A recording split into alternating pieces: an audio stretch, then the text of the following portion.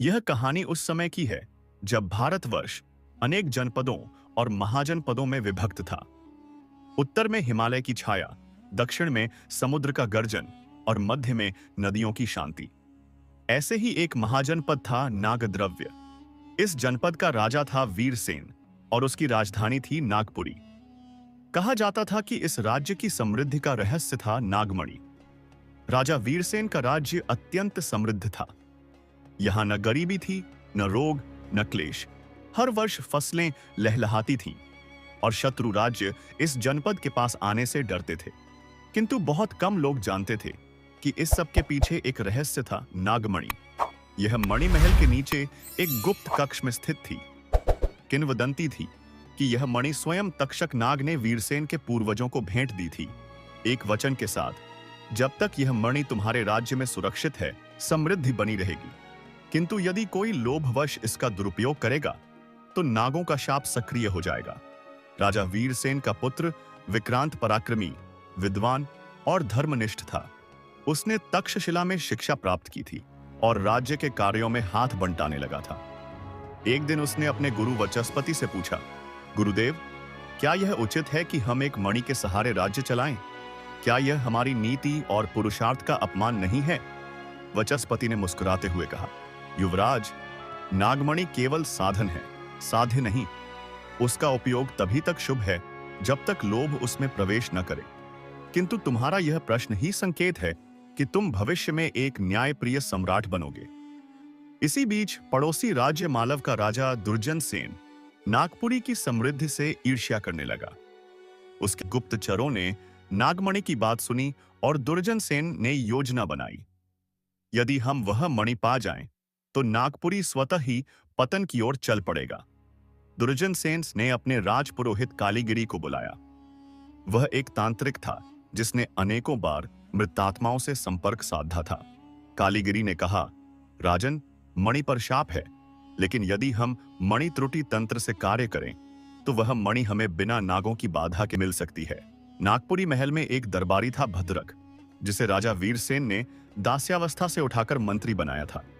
किंतु भद्रक के हृदय में विक्रांत के प्रति ईर्ष्या थी।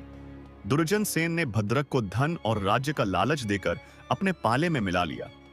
भद्रक ने गुप्त द्वार से नागमणि कक्ष की योजना कालीगिरी को बता दी। अब मालव की सेना ने एक रात्रि को तांत्रिक विधि से कक्ष में प्रवेश किया। जैसे ही मणि कक्ष में तांत्रिक प्रवेश करते हैं, अचानक हवा ठहर जाती है, दीपक बुझ जाते हैं और एक सर्पिल छाया गूंजती है। नागमणि छूने का दुस्साहस किया है, अब तक्षक जागेगा। कालीगिरी डरकर मंत्र पढ़ता है, पर एक एक कर मालव के सैनिक पत्थर बनते जाते हैं। कालीगिरी किसी तरह मणि छूने में सफल होता है, लेकिन तभी एक विषधर नाग प्रकट होता है और उसे डस लेता है। भद्रक भागता है, लेकिन उसकी आत्मा को नागों की सेना पकड़कर नागलोक ले जाती है। मणि गायब हो जाती है। सुबह जब महल में मणि न होने की बात पता चलती है तो पूरा राज्य शोकमग्न हो उठता है। फसलें सूखने लगती हैं, बीमारियां फैलने लगती हैं। राजा वीरसेन को अपने विश्वास पात्र भद्रक पर विश्वासघात का आघात होता है। राजा व्याकुल होकर शिव मंदिर में तप करने चला जाता है।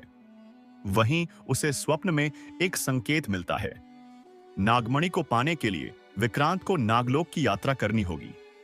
विक्रांत अपने गुरु वचस्पति के साथ नागेश्वर मंदिर में एक गहन अनुष्ठान करता है। 5 रात्रियों के उपवास और ध्यान के बाद नागेश्वर की कृपा से एक नागद्वार खुलता है, जो पृथ्वी को नागलोक से जोड़ता है। विक्रांत उस द्वार से गुजरते हुए नागलोक पहुंचता है, एक रहस्यमयी लोक, जहां प्रकाश चंद्रकांत मणियों से आता है और नाग देवता ध्यान में लीन रहते हैं। विक्रांत को नागलोक के द्वारपाल वासुकी रोकते हैं, परंतु जब वह अपने वचन और धर्म का परिचय देता है तो उसे तक्षक नाग के पास ले जाया जाता है। तक्षक विक्रांत की सत्यनिष्ठा से प्रभावित होते हैं। विक्रांत कहता है, मुझे नागमणि नहीं चाहिए, मुझे अपने राज्य की रक्षा करनी है। मणि तो केवल माध्यम थी, मैं नागों से क्षमा चाहता हूं। तक्षक भावुक होकर कहते हैं, जो स्वयं अपने अहंकार को छोड़कर प्रजा के लिए झुकता है वही सच्चा राजा होता है। तक्षक कहते हैं, मणि तुम्हें तभी दी जाएगी जब तुम विषपान करोगे और फिर भी जीवन को स्वीकार करोगे। क्योंकि नागमणि विष से निकली है, केवल वही इसे धारण कर सकता है जो विष को अमृत बना दे। विक्रांत संकोच नहीं करता, वह विषपान करता है। उसकी चेतना जाती है, पर उसकी आत्मा शिव की शरण में पहुंचती है। वहीं उसे नीलकंठ स्वरूप का आशीर्वाद मिलता है। विक्रांत की आंखें खुलती हैं, उसके शरीर पर नीला तेज है। तक्षक उसे नागमणि सौंप देते हैं, यह कहते हुए, अब यह मणि एक वस्तु नहीं, एक उत्तरदायित्व है। विक्रांत पृथ्वी पर लौटता है।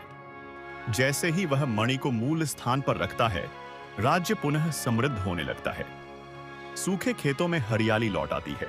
वीरसेन विक्रांत को गले लगाकर कहता है, अब तू ही इस राज्य का राजा है। विक्रांत राज्य संभालता है। वह मणि को महल में नहीं बल्कि एक गुप्त नाग मंदिर में स्थापित करता है और जन घोषणा करता है, राज्य की समृद्धि किसी वस्तु पर नहीं, हमारी नीतियों और कर्मों पर निर्भर है। वचस्पति उसे आशीर्वाद देते हैं, अब नागमणि केवल मणि नहीं, तुम्हारी नीति का प्रतीक है। जो राजा केवल अपने लिए नहीं प्रजा के लिए जीता है, वही सच्चा सम्राट है। शक्ति का दुरुपयोग विनाश लाता है, लेकिन निष्ठा और धर्म से शक्ति को नियंत्रित किया जा सकता है। नागमणि जैसी शक्तियां आत्मा की परीक्षा लेती हैं। उन्हें केवल वही धारण कर सकता है जो भीतर से निर्मल हो।